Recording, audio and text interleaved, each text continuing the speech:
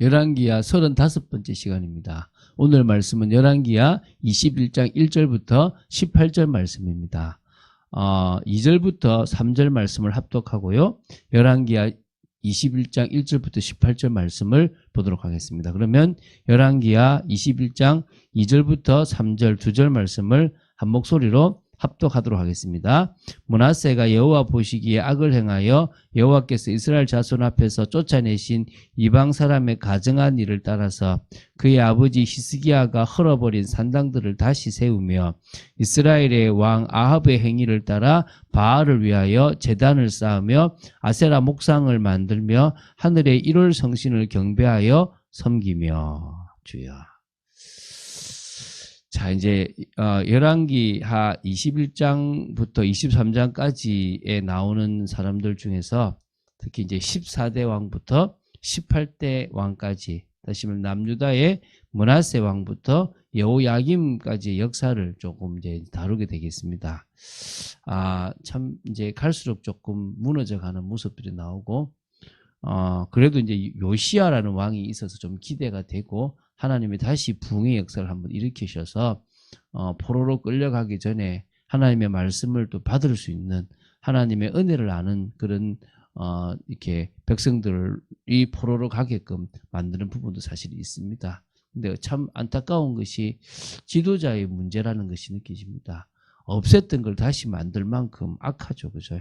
자, 그중에 오늘 21장, 오늘하고 이제 다음 주 월요일에 볼 건데, 므낫세와 이제 아몬의 통치에 대해서 볼 겁니다. 그 중에 오늘 보게 될 열왕기하 21장 1절부터 18절은 바로 이 남유다 제14대 왕이었던 므낫세에 대한 내용입니다. 구체적으로 보면서 얼마나 악한 왕이었는지를 좀 확인하고, 그런데도 하나님이 그에게 또 은혜를 베푸신 부분이, 또 그가 회개하는 부분도 좀 나오거든요. 그걸 좀 이따 보도록 하겠습니다.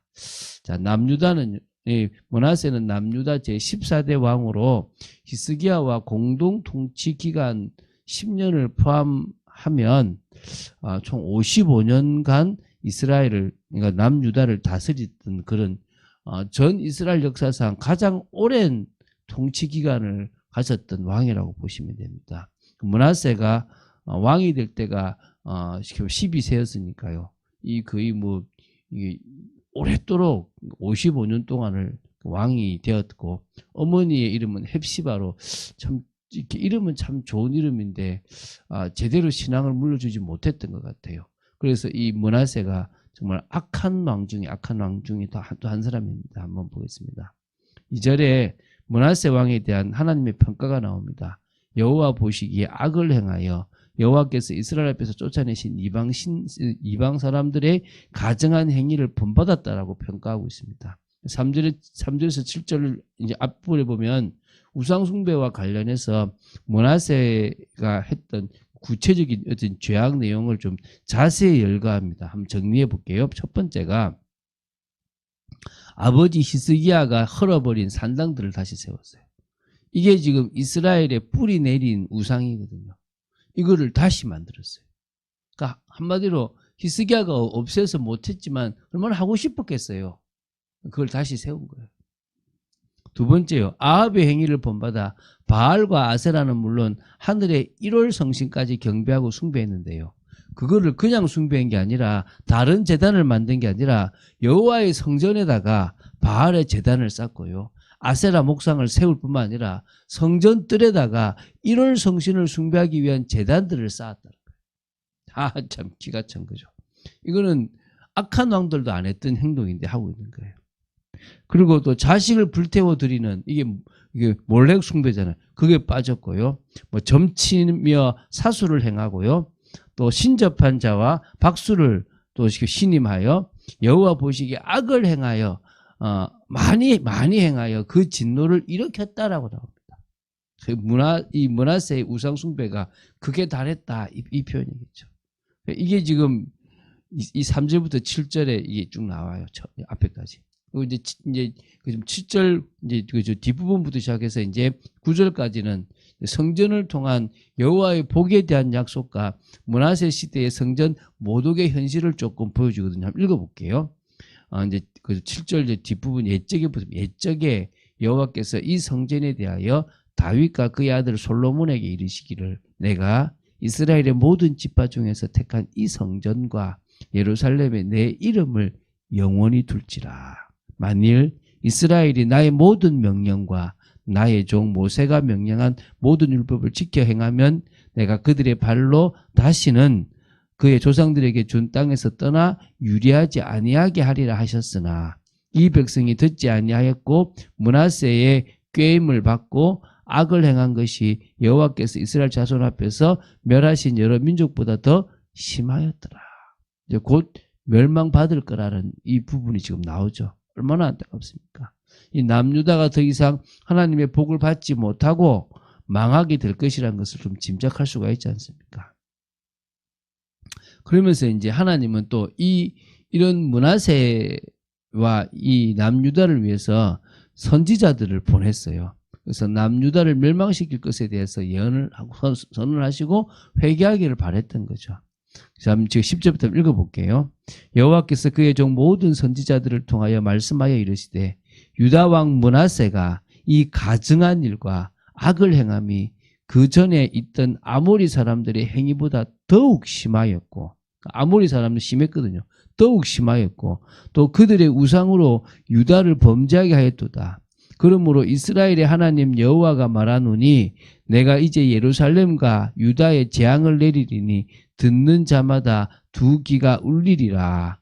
내가 사마리아를 잰 줄과 아합의 집을 다림 보던 추를 예루살렘에 베풀고 또 사람이 그릇을 씻어 엎음같이 예루살렘을 씻어버리자. 씻어가지고 죄악을 다 없애버렸다는 거예요. 결국 그 가나안 정복이 심판이었는데 또 결국 심판을 받게 될 상황이 왔다는 겁니다. 내가 나의 기업에서 남은 자들을 버려 그들의 원수의 손에 넘긴 즉 이제 포로로 간다 이 말이죠. 그들이 모든 원수에게 노략거리와 겁탈거리가 되리니 이는 애굽에서 나온 그의 조상 때부터 오늘까지 내가 보기에 악을 행하여 나의 진노를 일으켰음이니라 하셨더라. 이걸 선지자를 통해서 다 저들 회개하라 이 말이잖아요. 참. 이제 끝으로 이제 16절부터 18절은요, 므낫세의 사적을 마무리하는 부분으로 그가 무고한 사람들을 죽여서요, 예루살렘을 피로 물들이는 그런 악한 일까지 있었고요. 또 그의 죽음과 아몬의 즉위에 대한 내용들이 나오는데요. 읽어볼게요. 므낫세가 유다에게 범죄하게 하여 여호와께서 보시기에 악을 행한 것 외에도 또 무죄한 자의 피를 심히 많이 흘려 예루살렘 이 끝에서 저 끝까지 가득하게 하였더라. 야, 이 므낫세가 하여튼 참 진짜 이 정신 못 차리잖아요. 이게 얼마나 악한 왕입니까? 그래서 이제 그렇게 이제 므낫세 남은 사적과 행한 모든 일과 범한 죄는 유다 왕 역대 지략에 이제 다 기록되어 있고요.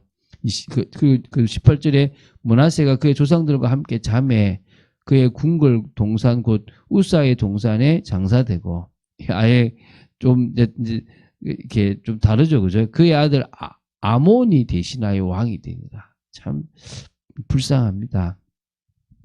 그래서 이 이상에서 확인할 수 있듯이 므낫세는요, 선하였던 그의 아버지 히스기야와는 완전히 달랐고 또 그 극도의 악행을 저질렀다라고 보시면 됩니다.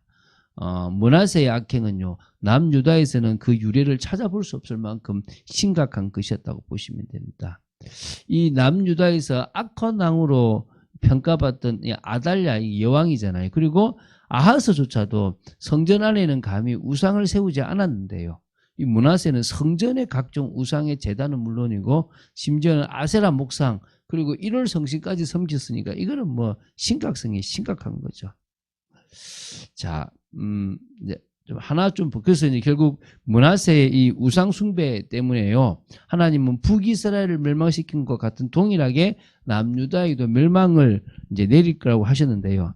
근데 이 므낫세 때에는요, 그러니까 남유다가 완전 멸망하지는 않았어요.